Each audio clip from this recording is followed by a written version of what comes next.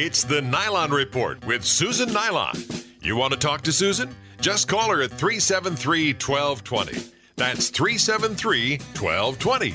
Here's Susan. Hello, everyone, and welcome to the Nilon Report. My name's Susan Nilon in the studio of WSRQ Radio, where I'm here every day, Monday through Friday at 5 o'clock, talking about really good stuff. In fact, today I'm excited. We have a very special show. I have with me Yaël Ossowski.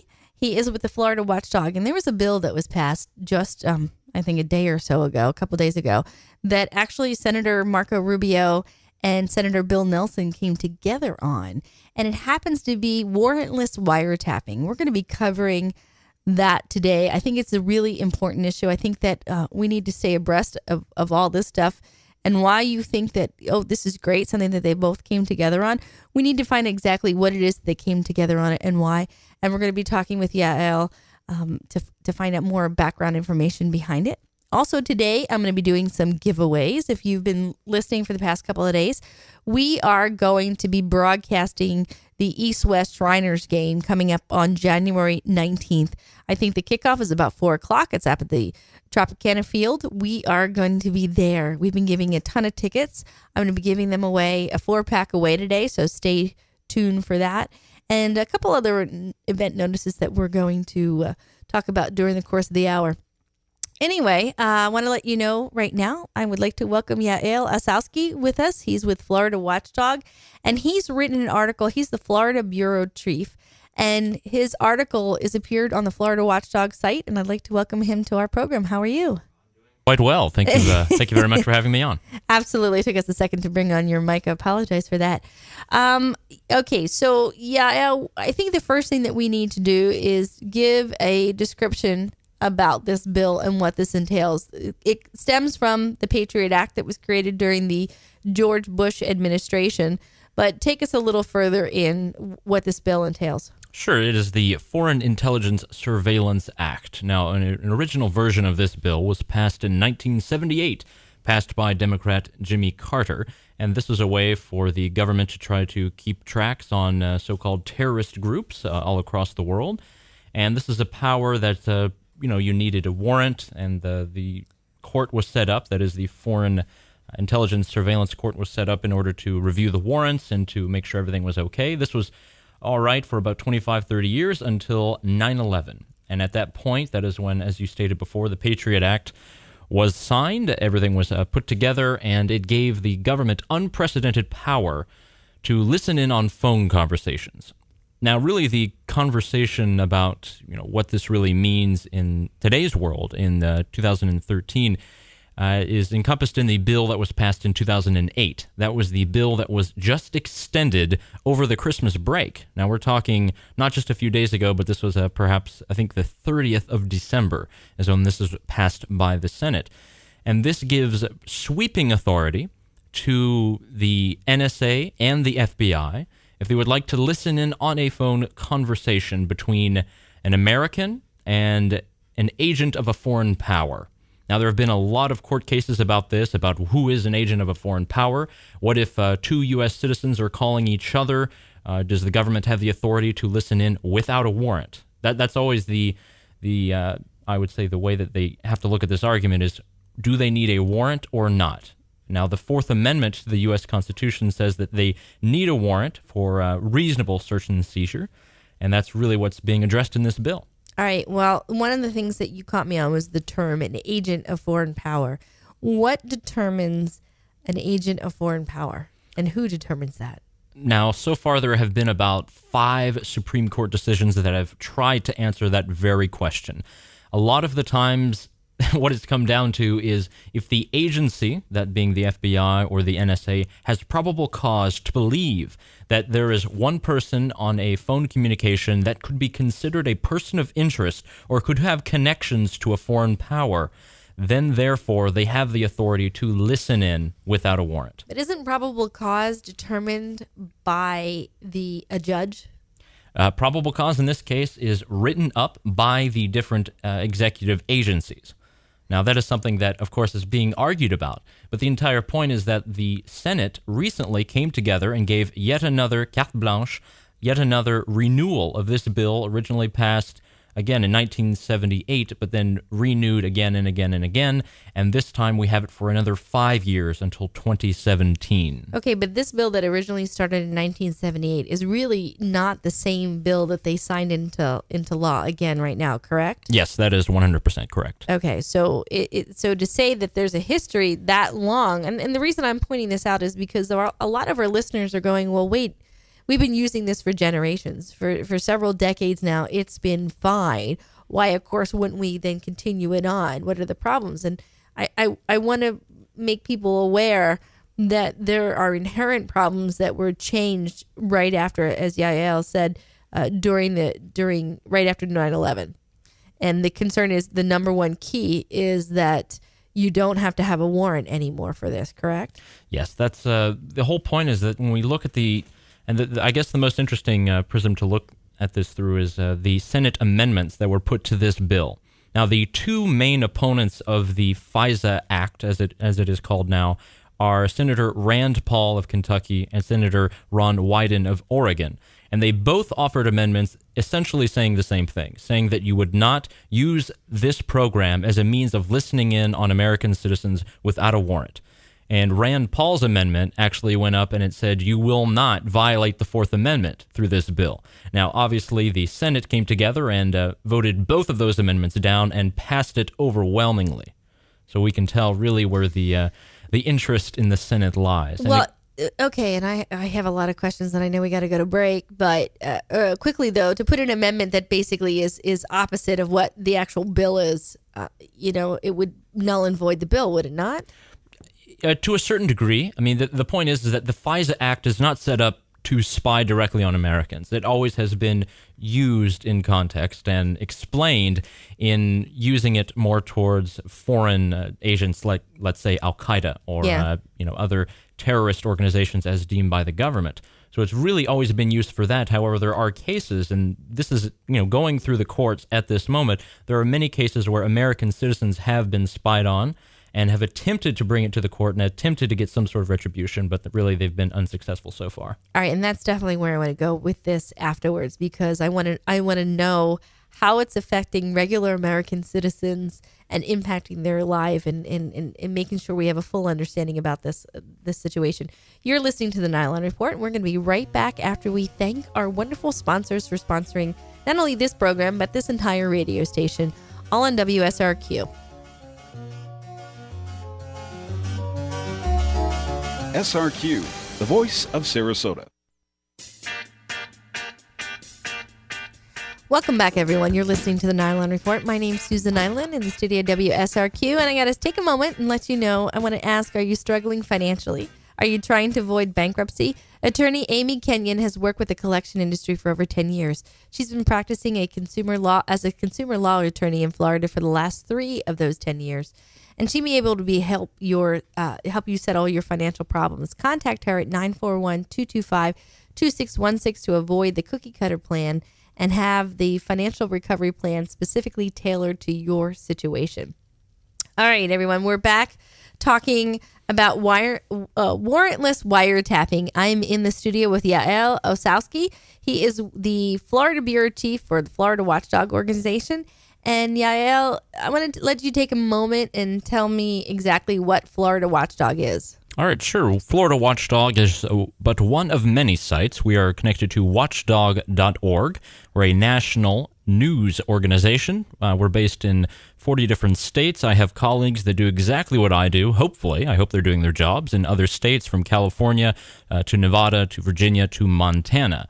And what we're set up to do is to fill that void, that gap in traditional investigative journalism that used to be done at the state and local level. But obviously there's no money there anymore, not much interest, and we're here to try to be the watchdogs and try to keep eye on these folks. All right, you have a website where you yourself publish on it, Why don't you go ahead and give that out as well? Sure. Our website is floridawatchdog.org. Everybody can see the articles that we print. We also do have articles in Spanish available for those who would like to read in another language, and we do translate those as well. So we're getting a lot of reporting from Miami to Tampa and now Sarasota. We're all over the state. And are you just Florida, or are you connected to other agencies in other states? Just myself. I'm just writing about Florida. However, I have colleagues who are writing all over, and our national website is watchdog.org, and there you can find stories. And really the way that I really like this site is that we see the trends locally, and that allows us to sort of see what's going on nationally, and allows us to really understand how the government is moving, how waste, fraud, and abuse in government is moving, and really what citizens individually can do about it. Okay, and let's talk about how the government is doing, because you and I were talking about before the show, and when I first saw your article that said Senator Rubio and Senator Nelson have come together and signed a bill, first of all, I went, my heart be still. They're actually working on something together, which is wonderful in an ideal circumstance. But then you got to start to take a look at the bill itself, and you have to start to ask why. And people sometimes in our elected officials, they come together for a variety of reasons. Some because they absolutely love what they're signing, and others because there's a trade-off, there's a negotiation, there's an intimidation. Who knows? Can you give us a little insight about what's going on between our two senators? Sure. I think a lot of people, they'll be inundated with headlines about gridlock in Washington and the troubles between the Democrats and the Republicans. And at the end of the day, the things that really should caution most of us as individual citizens is the things that don't get talked about in this way. The things that both senators, whether they're Democrat, Republican, or the sole independents out there, the things that they do come together on, because they're things that are almost the most important. Now, we're talking about issues of civil liberties, of war and peace. These are the things that senators usually most of the time will cast aside their differences on and come together. That's why it's so easy to see Marco Rubio and Bill Nelson, who normally are very opposed on all the issues, can come together without debate about warrantless wiretapping. And for them, of course, and for most people in the Senate, it is attached to the ongoing war on terror. That is how, in all the arguments, if you watch it on C-SPAN, cspan.org, I really recommend that every citizen tune in every now and then to see what your government is doing. I get paid to do it, but of course everyone is free to do it as well. In the arguments, that is how this is carried across. It's no mistake that Lindsey Graham, the senator from South Carolina, when he's talking about this bill on the floor, says, look, free speech is a good idea, but we're in a war. And that's sort of the rhetoric that's pushed about when these bills come up for argument and come up to be renewed. Yeah, and one of the first things it does, it sends up a red flag for me as well, because, I lived for 8 years as an adult during the Bush administration and their manipulation in regard to patriotism. And if you said anything against, any of their advances under the act of patriotism, you were automatically assumed you were anti-patriot and anti-American, and it was really, really tough.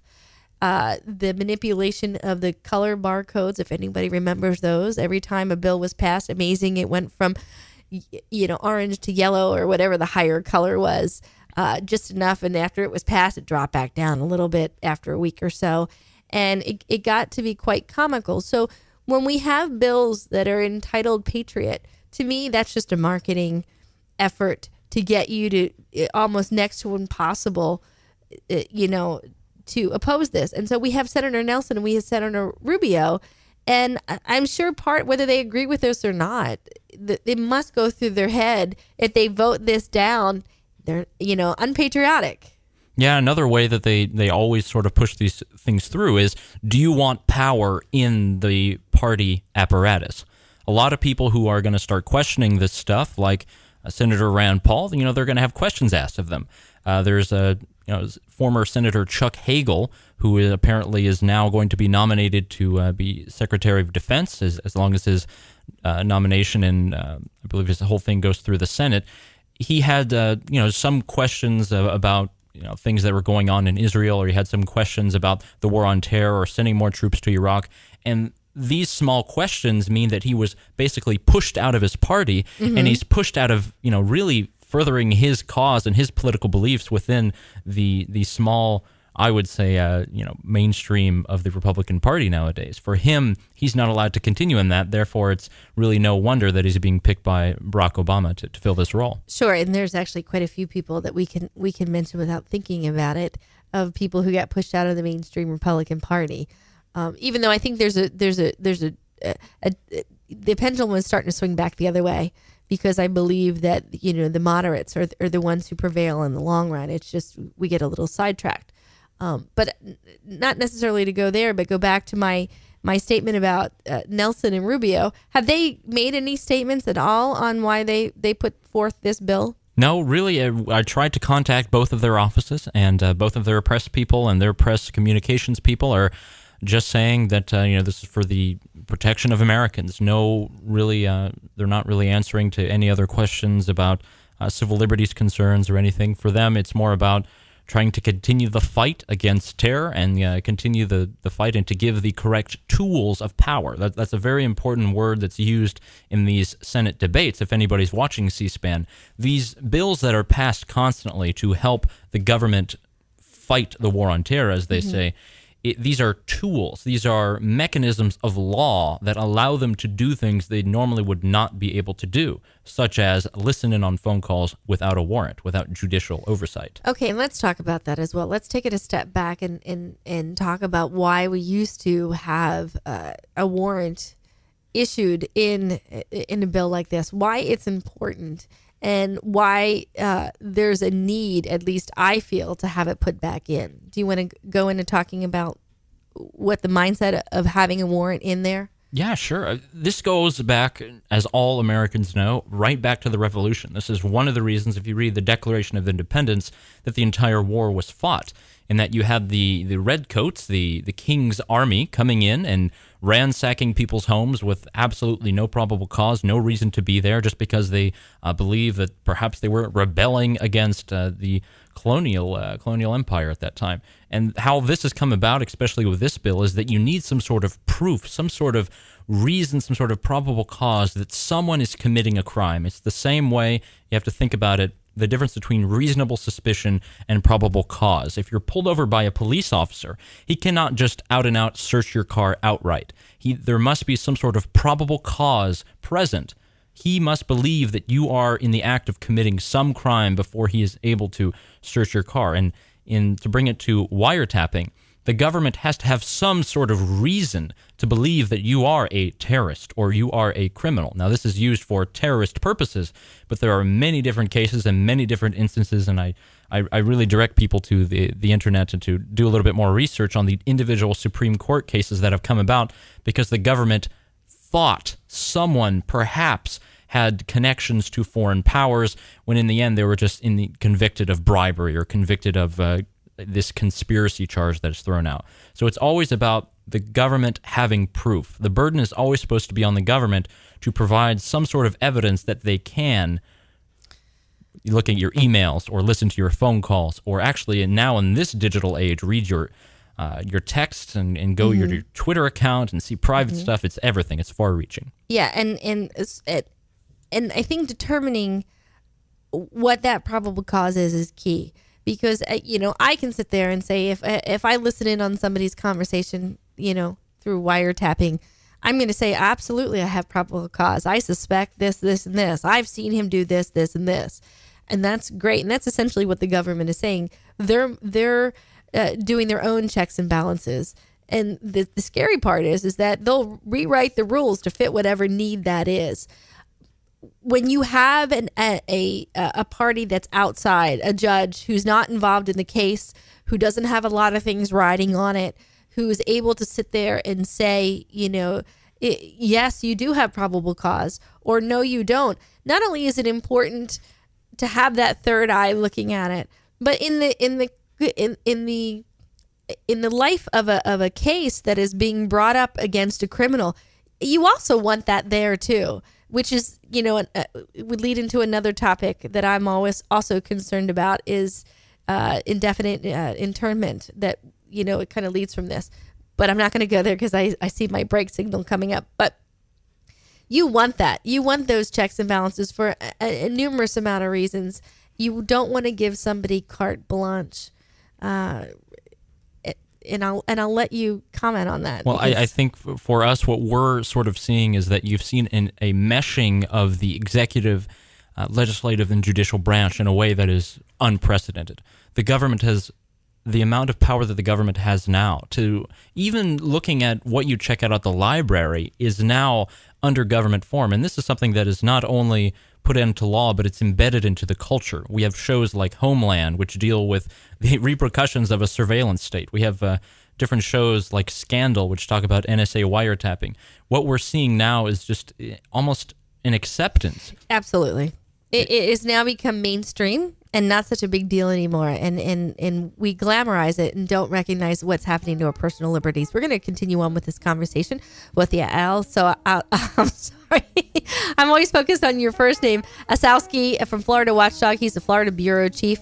And when we come back, also, we're going to be doing some ticket giveaways. So stay tuned on the Nilon Report, WSRQ Radio. Also online at SarasotaTalkRadio.com.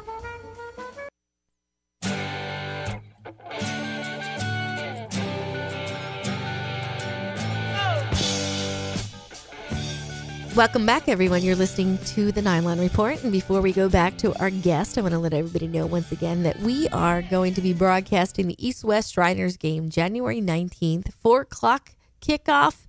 Ian Dooley and Deuce are coming back because they're going to be doing the pregame show. And it's really cool because the pregame show that's on our radio station is actually going to be broadcast nationally. I'm really excited for them. It's a great opportunity.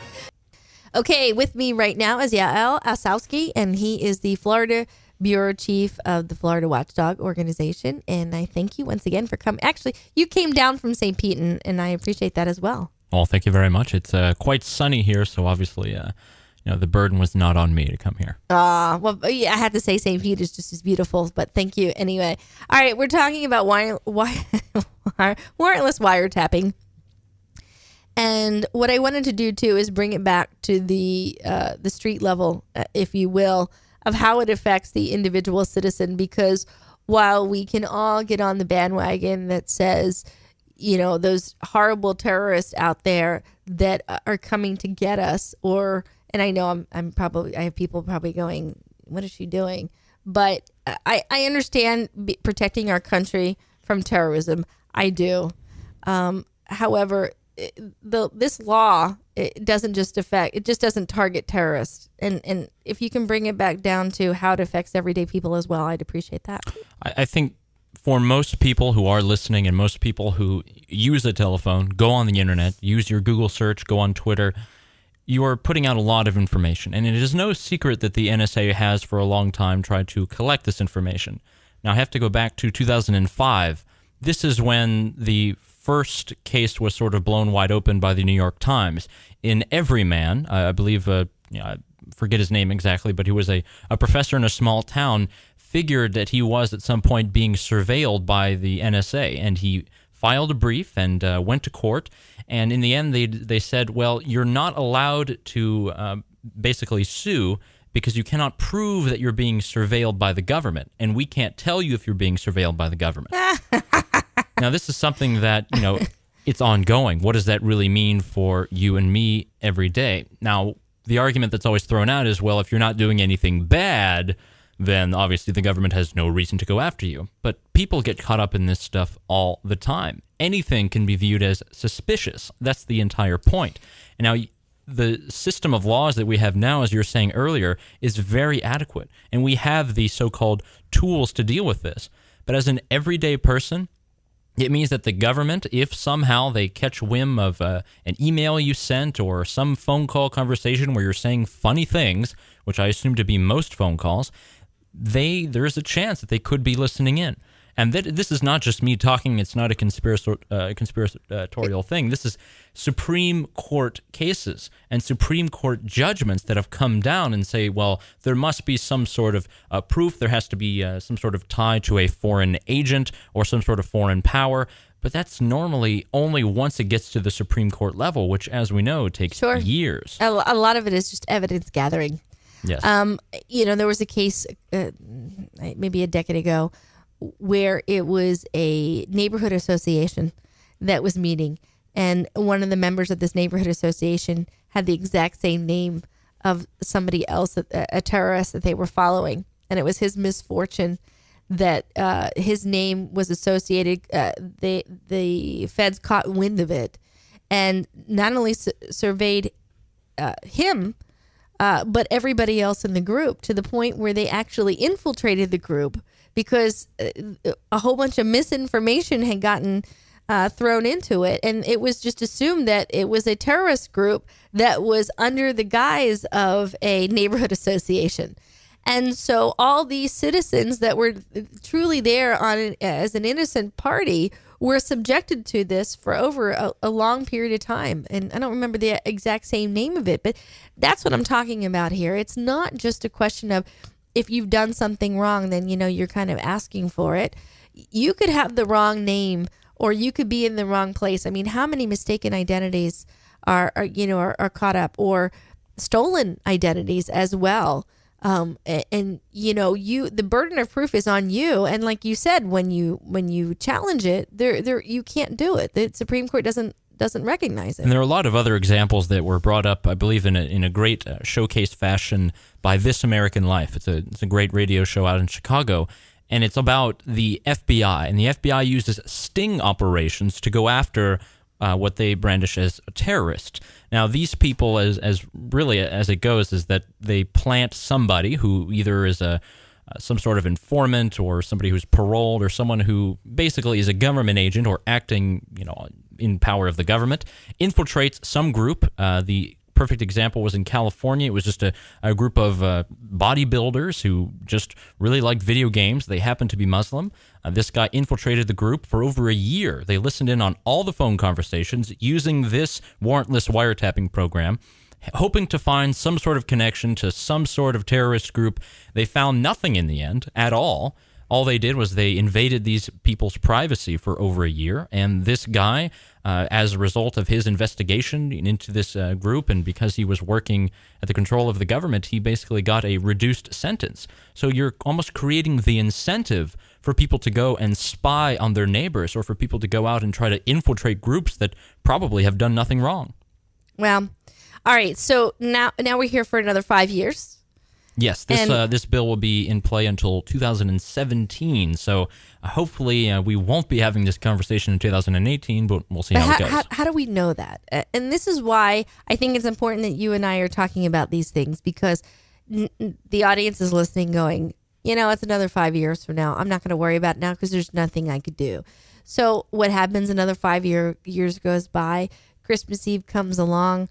They quickly sign a bill. It's put through. And it's another 10 years. It's another 15 years. Well, the greatest danger is that it is just codified into law, and it is just thought that it is part of the American system forever. I think most people have a view of the United States of America as a republic that is free, that allows people to live free and have their own lives and not worry about the burden of government coming down on them and trying to spy. And we're supposed to be innocent until we're proven guilty by a court of law, not people sitting around in a room listening to our conversations or our arguments with our wives or girlfriends. Mm-hmm. Absolutely. I think of cases with John Lennon or other people who had FBI files, J. Edgar Hoover, who was paranoid about everyone. And you can go into a room full of evidence files on someone like John Lennon because they thought he was a spy and they thought he was a subversive. And there's so many cases, just to the opposite, of people who are persons of interest, like Umar Matalab, who was the Christmas Day bomber, who was led onto the plane in Amsterdam. Now, that was revealed in early reports, not really any following up, but it became sort of the perfect push to get TSA to ask us to take our shoes off and to have more and more of an increased government security presence in all of our airports. And now, oh, great, we have a $50 million contract to buy these Rapiscam surveillance systems and to look at us while we try to process our things at the TSA gate. There are always things like this that are happening, and there has to be some sort of scrutiny. And that's really what we're trying to do at Florida Watchdog, at watchdog.org. Hopefully your listeners as well will try to do more to contact your congressmen and senators. It's not all a lost cause in Florida. We did have just a few of our representatives here. This was passed by the House in September, passed by the Senate in December, and we had a few. Now, not some that our conservative friends would really like, but you had Debbie Wasserman Schultz, Federica Wilson, and Alcee Hastings, who all did vote against it. Now, is it because it was a Republican bill? That I don't know. I can't speculate. They didn't really respond to me when I asked why they voted against it, but it does go to show that perhaps constituents are holding these people to account. Absolutely. All right, we're going to take another break, and when we come back, we're going to continue our conversation and find out more what's coming down the line for Florida Watchdog. I'd like to find out what other issues that you're looking at, what other bills you're paying attention to, and if there's any of our representatives who need our audience to be a little bit more aware of what they're doing. You're listening to the Nilon Report, and I want to remind you that not only can you listen to us in the car, but you can listen to us online and also on your smartphone. Both you'll find instructions to do that at SarasotaTalkRadio.com, or just go over to Google, to the Google Store, and type in WSRQ Radio, and it'll be downloaded on your smartphone today. We'll be right back after these messages. Starting from zero, got nothing to lose. Maybe we'll make something. Me, myself, I got... Welcome back, everyone. You're listening to the Nilon Report. My name's Susan Nilon in the studio of WSRQ Radio. And I got to tell you, we got a good week coming up as well. Tomorrow we have Kathy Antunes. She's our local political watchdog. She's going to be in to give us some information of a developing story of what happened with Bob Wechter and his recent arrest. As of today, he has stepped down, or has been asked to step down from several boards that he is actually on. We're going to talk about that. A follow-up. She wrote a very good letter to our commissioners asking their position on Mr. Wechter. We're going to let her speak for herself tomorrow. On Thursday, Caroline Chambliss will be in from ITN Sarasota. They're a nonprofit organization that helps provide low-cost travel expenses, transportation vehicles to people who can't afford taxis or need a little bit more personal service. And then Friday, Tia Meir and Cheryl Ramos are event coordinators for Transition Florida. They had their first annual permaculture convergence on event this Saturday. We're going to talk to them. And I believe also a little bit to the Florida Lottery. I want to find out some questions about our Bright Futures scholarships. You're here today with me, and I'm sitting in with Yaël Ossowski. He is the Florida Bureau Chief of Florida Watchdog. And Yael, I thank you for coming down today. It's been a pleasure having you in the studio. Thank you very much. It's not every day that we can speak about these issues openly. Thank you for letting me borrow your audience there for a little bit and bidding ears. Well, one of the things that we were talking about over the break, and I kind of alluded to it before the break, is what else you guys are paying attention to. And one of the things that stuck out for me was these bills that we just signed in particular, Walt Disney World. So we have this Fiscal Cliff bill, and all the cable television shows are tuning in to what's going to happen. You have this little box that goes on, I believe it was New Year's, day before New Year's. You have a huge box on your television showing them right now in the House chamber voting on it and hoping to scap together a deal. They're going to work together to put a plan. Well, they did work together to put a plan. And I, unlike most reporters in Washington and throughout the country, actually read the bill. And reading it, you see that not much was done. They really didn't work that hard. If you actually read it, all it does is it takes the last bill that was passed and just extends all the programs. So instead of expiring in 2012, it will expire December 31st, 2013. And among those is a nice little thing that they like to call the Hollywood credit, or as I like to call it, the Mickey Mouse credit. Now, Walt Disney Corporation, or company, as you can call it, is one of the largest media conglomerates in the country, and they secure a great share of the market. If you're a child, if you're an adult, if you go to theme parks, if you watch Marvel comic movies, you are part of the Disney umbrella. And contained within this Fiscal Cliff bill was another tax, I would say a tax scheme, as they would call it over there in Britain, yet another tax credit, giving Disney $200 million to continue production of their shows on television and to continue putting out their name on their broadcast networks. So here we are all worried about going over the fiscal cliff, and we're worried about tax and spending. I mean, actually not taxing, but spending.